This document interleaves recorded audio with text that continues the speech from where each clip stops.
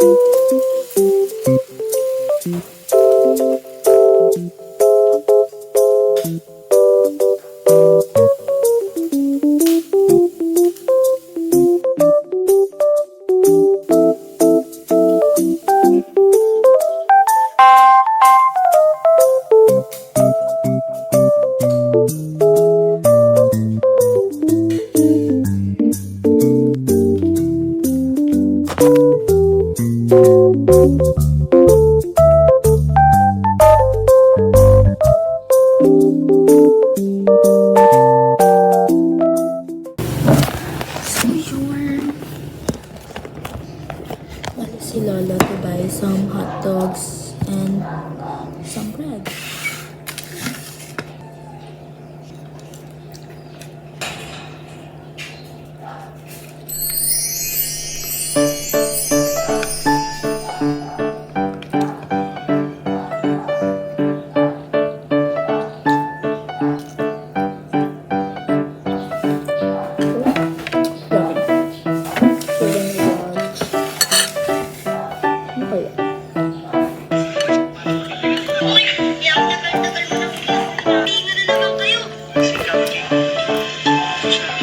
Later niya.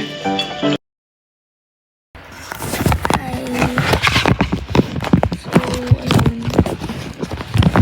It's... Teka nga. Saan ba siya ipapatong? Teka lang. Ganyan na lang. Hindi pa ako naliligo kasi pag talaga walang pinupuntahan or hindi ako naalis ng bahay, hindi naman ako naliligo. Natamad pa ako eh. Wala pa akong magawa. Kasi sobrang aga. Sobrang aga. Like, ano bang time mo?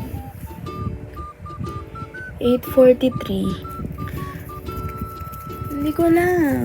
Ano bang gagawin natin?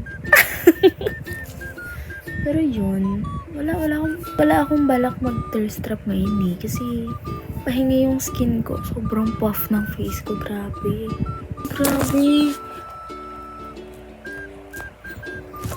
Kaya pala hindi ako nagkakajowa. Hindi ko, sa totoo lang, itong ina-edit ko ngayon, ay itong vlog na to, hindi ko alam kung i-upload ko siya kasi baka makita siya ng baka makita siya ng crush ko. Tapos makikita niya ganito yung mukha, diba? Parang crush lang naman, 18 naman na ako. So feeling ko allowed naman na ako magka-crush. Crush lang naman, hindi pa naman ako magbo-boyfriend. Kasi hindi ko nga alam kung gusto ko ng tao, diba? So, eto na lang, clue. Kasi baka mag-assume yung iba na sila yung crush ko, pero hindi. Yung crush ko, naka-brace din. Tapos maputi, chinito. Hindi ko nga lang alam kung mas matangkad siya sa akin. Pero nakita ko siya sa yellow up. Yun na lang, feeling ko kilala na niya yung sarili na pag napanood niya to. Napapagyan ako sa kanya, tapos pag nag-heart siya sa story ko, lately nag-heart siya sa story ko, kaya parang sinisipag ako magkalat sa story ko. Sabi ko pa naman sa sarili ko, hindi mo pang mysterious.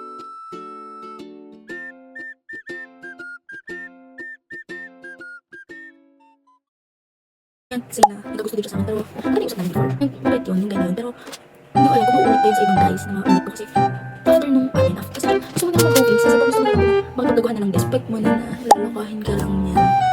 Meron akong nakausap, kung ano sa akin is around, ayaw ko bang date, mas maalala niya, pero hindi mo na kami. Ayaw ko na sa siya, okay, wala akong kakabay. Pinis ba ako, kaya ayaw ko na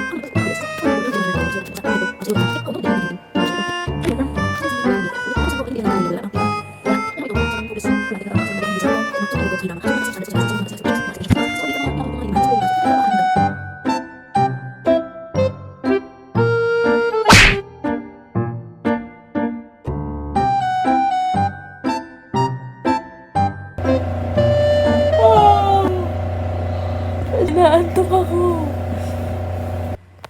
Kaya lalo nakasalalay kung magsasaing ba tayo o hindi. Kasi hindi ko alam kung dito kakain si Lolo kasi meron daw siyang agenda sa DTI.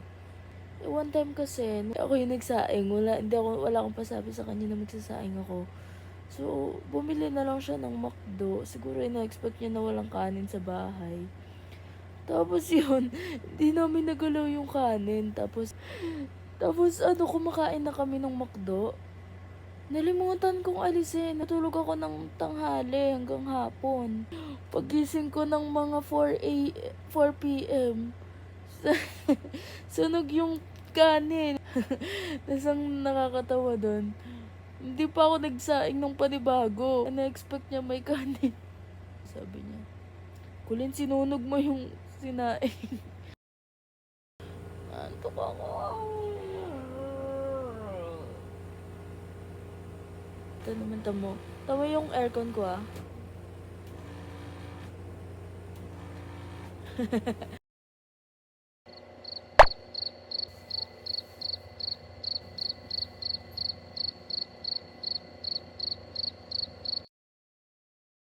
Diba sabi ko, 10:30 or 11, mag-aano na ako.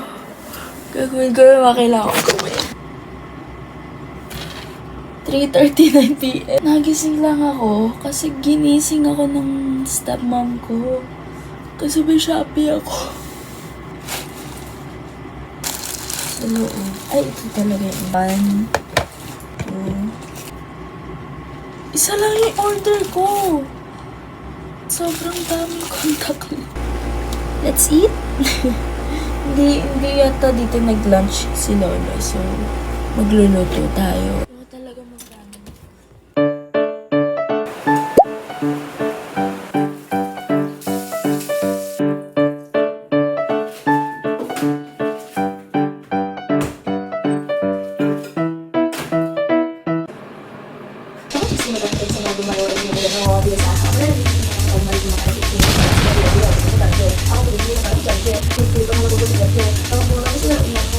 QC, parang Vice City, sabi ng Beach High, sabi ko, Hello Kitty, Beach High, pag yan hindi mo na-release, hahantingin kita sa Tomas Morato.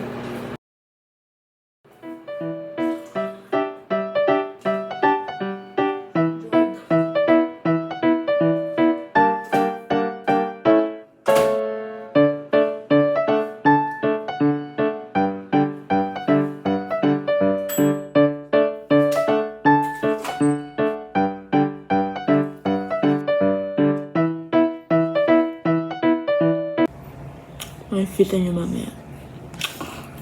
Mag-aalis ako kasi dumating yung contacts eh.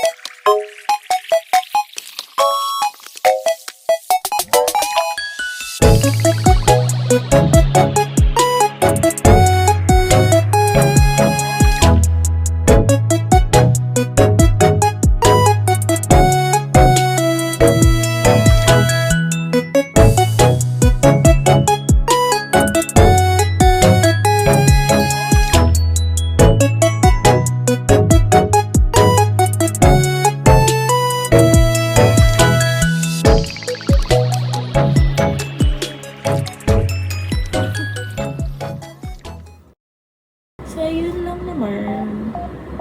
This is the last part of this video. Super nag-enjoy ako. Yun, I hope you enjoyed this video.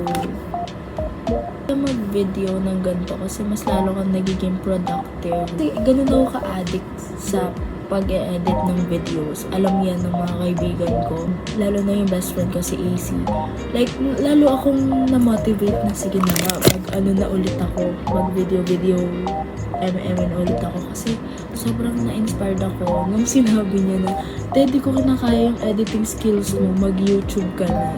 Ganyan. So, sabi ko, sige, go. This is what makes me happy. Yung parang sobrang nalilibang ako. Like, sobrang saya. And sobrang nakaka-productive talaga siya. So, ako nag-iisip talaga. Sobrang cloud chaser ko. Parang, kailangan ko ito pa naman ma-edit kasi cute siya sa video. So, ayun. I hope you enjoyed and sana hindi ito yung last na video na gagawin ko kasi sobrang nag-enjoy ako. So, yun. Bye-bye! Yun lang naman.